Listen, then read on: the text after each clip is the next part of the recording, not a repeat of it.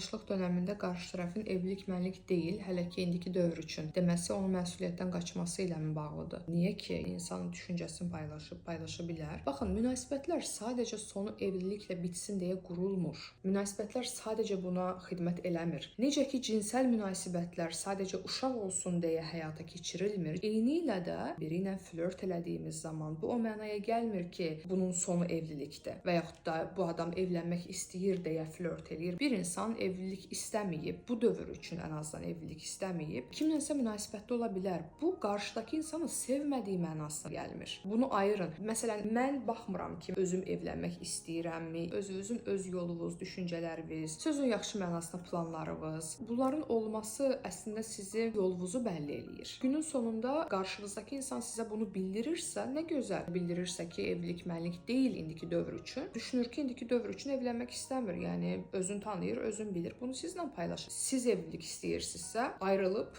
bu dəqiqə həyatında evliliyə yer açmaq istəyən başqa biri ilə tanış ola bilərsiniz, başqa birini tanıya bilərsiniz.